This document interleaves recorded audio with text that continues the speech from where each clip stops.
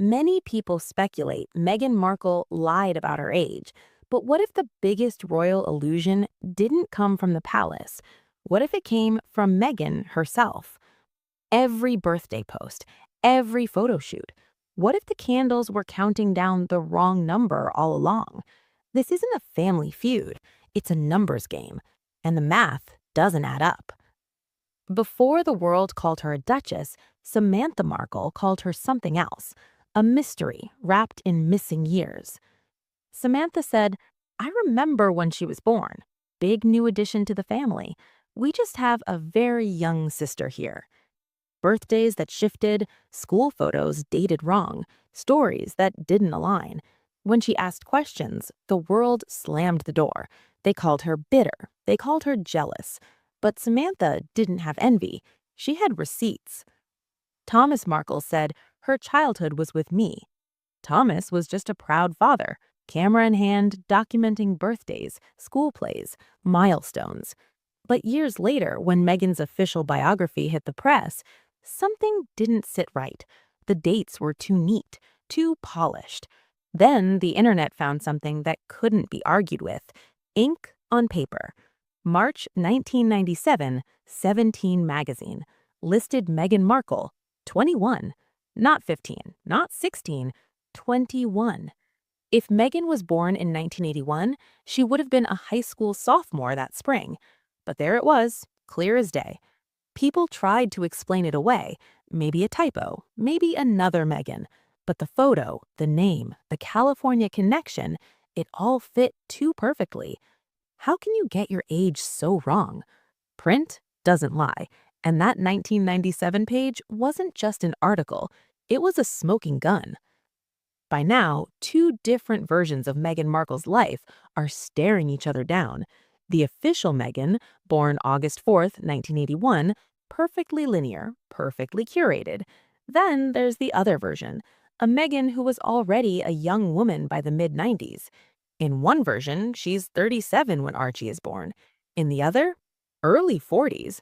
That's not a rounding error. That's an entirely different story. When Meghan announced she was expecting, the headlines glowed, a royal miracle at 37. But if the mid-70s birth year is true, Meghan was 42 or 43 when Archie arrived, high-risk territory.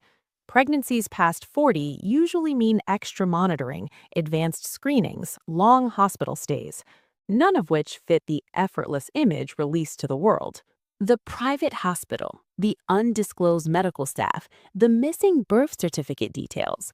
Age isn't just a number, it determines risk, recovery, and reality. If the math shifts even a little, so does the truth behind those staged photos. And Harry's own memoir would give away something no PR team could erase.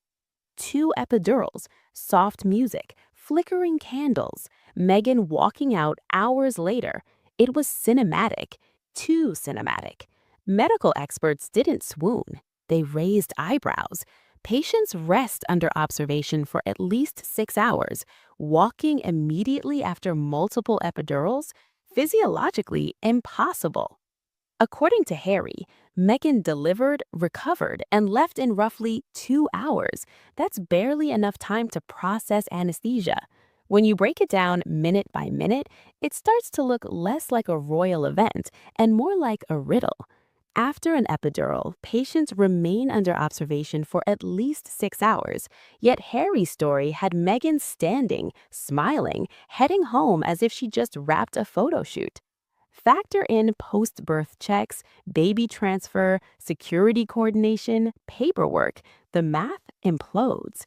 The timeline isn't just tight, it's impossible. If Meghan truly left within hours, she bypassed medical norms that even the most discreet royal births respected. Why rush? What was so urgent they'd condense a medical event into a montage?